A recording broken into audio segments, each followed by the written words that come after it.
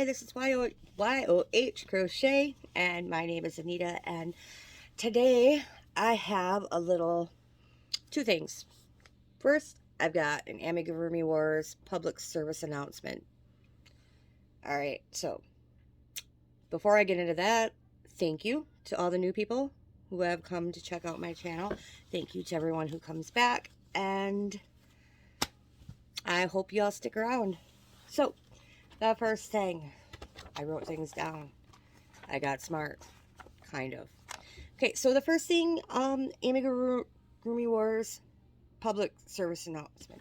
First of all, wow, if I could stop tripping over my words, that would be amazing. Okay, so first I want to say thank you to everyone who has been participating. I think it's going over fairly well, better than I expected. And it's been so fun seeing everyone's finished projects, and thank you to all the hosts. You guys are all doing amazing. And yeah, it's exciting. I love it. Okay, so the thank yous are done.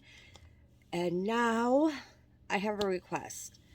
Okay, so it wasn't really a big deal with me because I'm not a very big channel, and it was the very first month of Amigurumi Wars. But I had stated in the rules that people are to email, when they submit patterns, to email one free and one paid.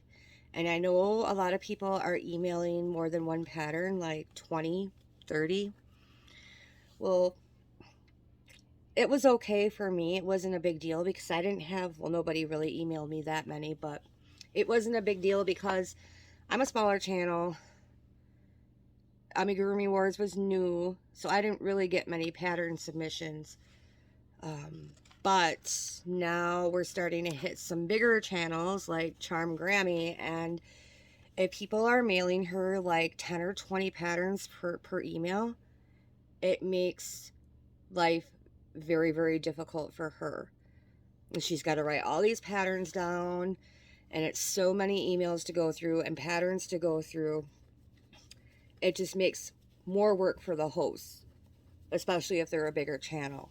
So I am requesting that you guys stick to one paid pattern and one free pattern per person for submissions. Another point why it would be better to stick to that is because, say one person sends in 30 patterns and another person sends in one. Well, the person who sent in one, odds have greatly decreased that their pattern will be drawn. You see what I'm saying? So the person that sent in 30, they might have multiple patterns drawn for the list. So just to make it fair for everyone to have a shot at having their pattern selected, please stick with the one paid and one free. And if the host needs more, they can put up another video saying, hey, send me patterns. I'm lacking patterns. But I think there's enough people involved in Amigurumi Wars where that should not be a problem. Hosts, if people send you multiple patterns, feel free to pick one. Like, say they send 10 paid and 10 free. Pick one paid, pick one free. Whichever one you want to pick, go ahead and pick, and you can throw that into the mix. Okay, so I hope you guys understand why I'm requesting that. I hope it makes sense. Okay, for another thing too, for hosts, I had a problem. Somebody had sent finished photos, projects, and it had ended up in the spam folder, and I didn't realize that until after I put up my video and tallied the points. So, hosts, make sure you check your spam folder before putting up your final video and tallying your points. Oh, and then I have a question for everyone, hosts and subscribers as well. Do you feel it's easier to email the photos, or would you rather have them posted on Facebook or Instagram? I know not every channel has a Facebook group, but if you guys feel it's easier to post on Facebook as opposed to emailing them to me, if I do anything like this in the future, I would think about starting a crochet group for my channel for these things. So if you think that would be an easier way of going about doing it, you know, in the future, if I do anything like this again, I'll go ahead and make a Facebook group. Okay, and then that leads me to another question. What do you guys think? Are you having fun with this? Is this something that I should think about continuing next year, or should we just this year and take a break from it? Let me know. Your feedback is very important to me, and I want to know what you guys think. Okay, and the second part of this video is going to be just, you know, since we got Amigurumi Wars going on this year, I thought I would bring you some amigurumi tips and tricks. Okay, so the first thing, I hear a lot of people say, oh, I don't want to do amigurumi. It's so tiny. I don't want to use that tiny hook. I don't want to use that tiny yarn. You don't have to. I always use a number 4 worsted weight yarn. Always. I usually use a 4.5 hook. I don't think that's that small. Yeah, you don't, even if the pattern says use a 2.75 and, you know, sport weight yarn, you don't have to do that. I never do. You know, it's just going to end up a little bit bigger than the measurements in the pattern. That's all. You don't have to use a tiny hook and tiny yarn. I would not be doing amigurumi if I had to use tiny yarn and a tiny hook all the time. No way. It would take forever. Okay, so keep that in mind. You don't have to go small. I mean, Laura from Mad Mimi's Crochet and Farming, she always uses almost always uses blanket yarn anytime she does an amigurumi. You know, any size yarn, any size hook, it doesn't matter. Okay, and tip number 2. So, you know, sometimes in patterns they have little pink circles for the cheeks, and you gotta sew the cheeks on, and it can get tedious, and I understand that, you know, because sometimes I cheat, right? You want to know what I do sometimes? It's not just the cheeks. If you got like an ear and you need the inner part of the ear and they want it pink or whatever, what I do, and I have something to show you here. I didn't do cheeks on this one. See the inner ears? Obviously, that is not crocheted. Makeup, right? Blush. Use some blush. You put it on your finger. Rub it on till it looks good. You want cheeks, rub it on the cheeks till it looks good.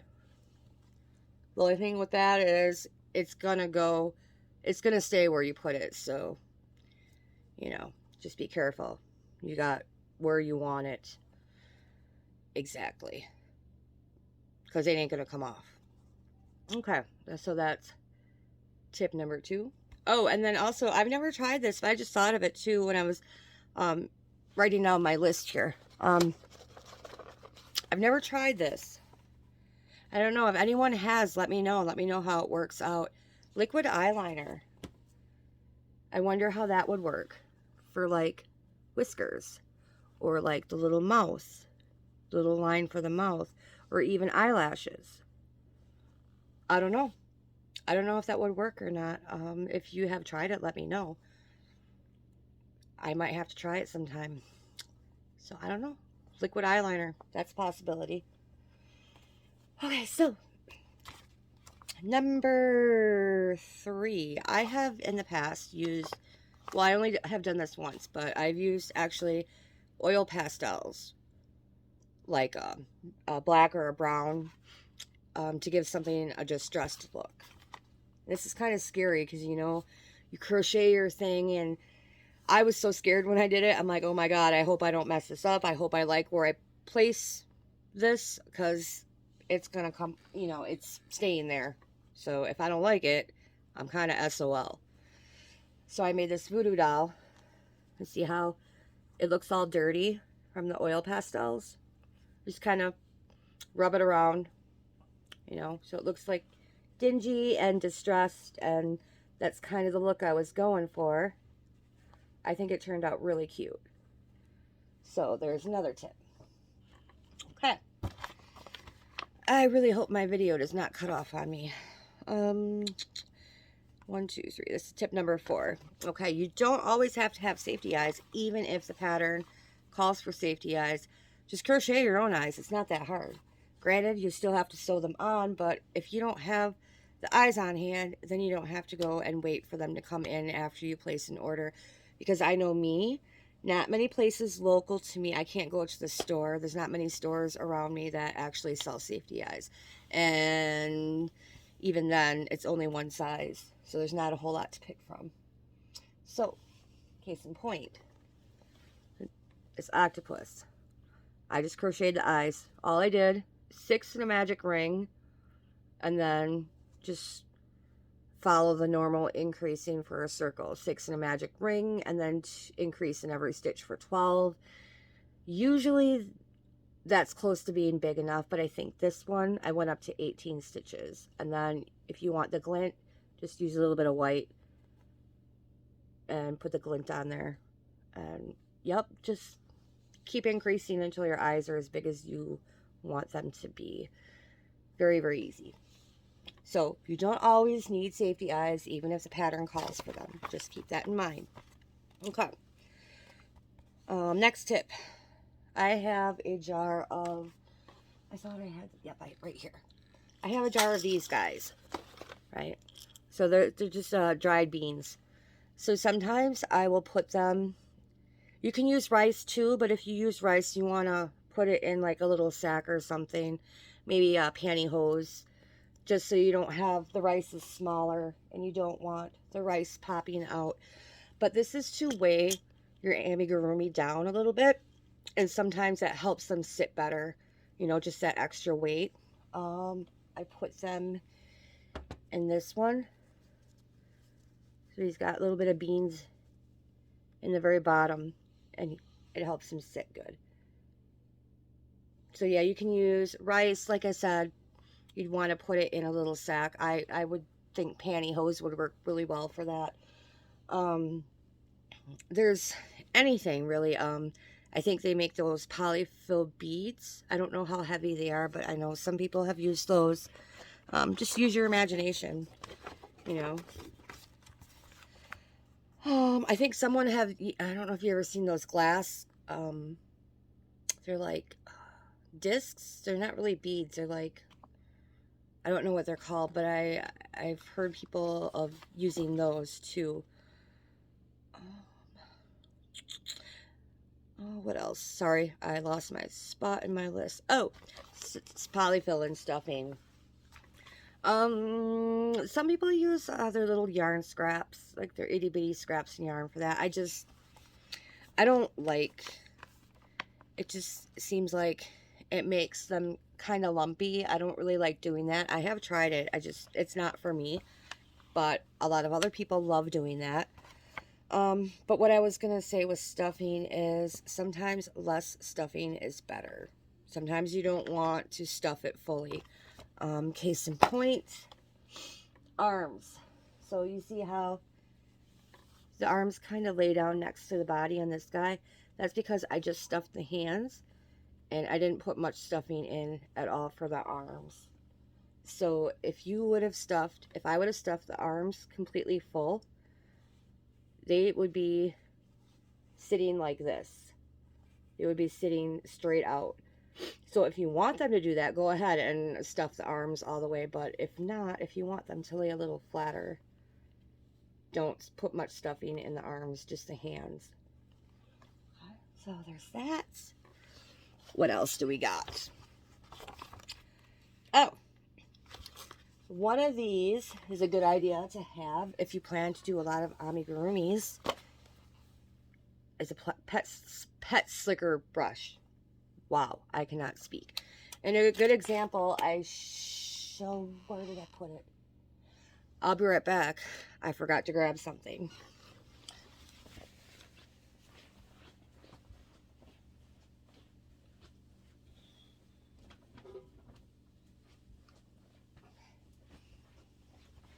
So what I use this pet slicker brush for is to fuzz it up. All right, so like this. I brushed out the yarn with a pet slicker brush. So it was just, I'm sure a lot of you have seen this pattern already because it has been drawn for Amigurumi Wars. But so yeah, you just use your brush and you just brush out the yarn. So there's like little strands of yarn in there. They're attached kind of like latch hook style. You just cut little pieces, and then after they're all attached, you just brush them out. And then you can do it all over the body. If you want his body a little fuzzy too, and you don't want to attach the yarn strands in there. I started making them fluffy, and I'm like, it's good enough. So yeah, just, yep. Now he looks even more fuzzier because I brushed it out more. So yeah, not a bad thing to have in your arsenal is a wire pet slicker brush. And I just got this at Walmart. And no, I do not use this on my dog. This is solely for my amigurumis. What else do we have? Oh, embroidery floss.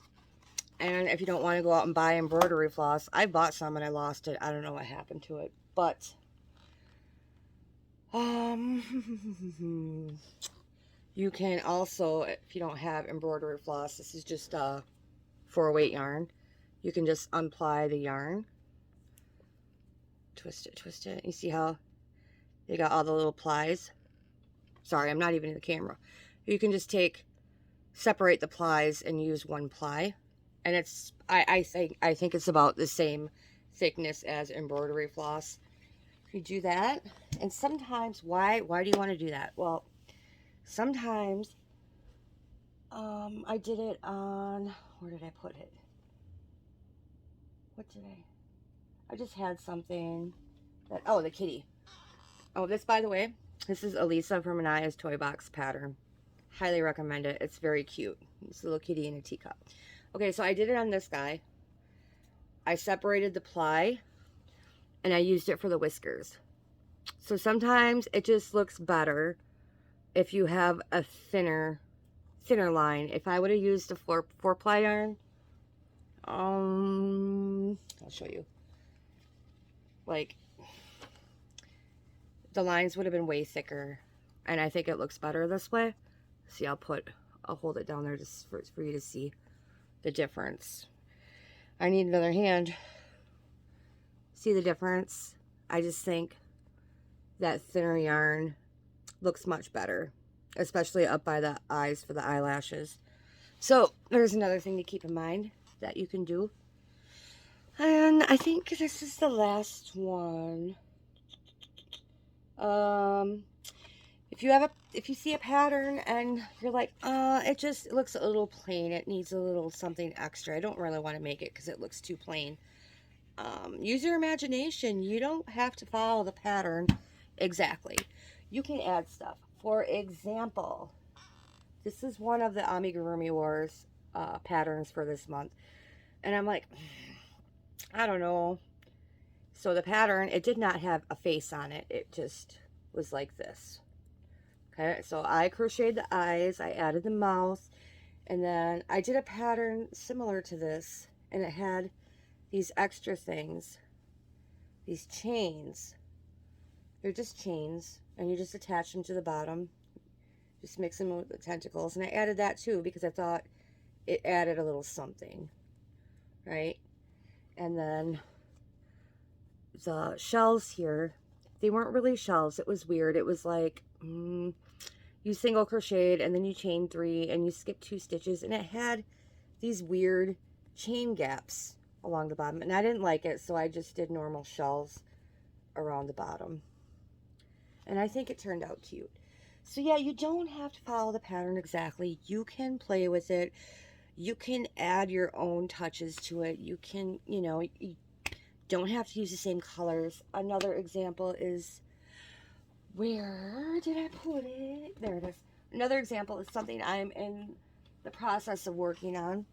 Okay, so it's another pattern for Amigurumi Wars, and I'm like, I don't know. It looks so plain. There's nothing pops about it. I don't know if I want to make that.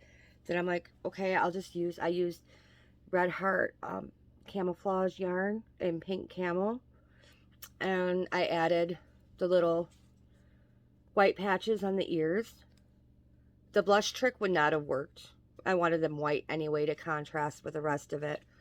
But if I wanted to do pink blush, it wouldn't have worked because of the darkness. You know, I don't think it would have worked. And then what else did I do? Oh, and the muzzle was the same color as the body. And so I made the muzzle white just to make it pop out a little bit more. And I'm not done yet. Obviously has no legs, but what I'm doing with the legs too, the legs and the feet were all the same color. So I added white on the bottom of the foot. I thought it made, you know, just a little something extra so it didn't look so plain. And I think I'm going to be glad I did it. I think he's going to be cute. So those are my amigurumi tips and tricks. If you guys have any tips and tricks you would like to add, please leave them in the comments. I would love to see your feedback and what you think and your suggestions. It's always welcome. I always love to hear your suggestions and your feedback. And again, what do you think about doing Amigurumi Wars again next year? Would you be interested in that? And yeah, so have fun with Amigurumi Wars, and I hope you enjoyed these tips and tricks. I hope they help you on when you make your amis out from the list of patterns for the next few months. And that's really all I have for you today. So bye, and I'll see you later. Thanks for watching.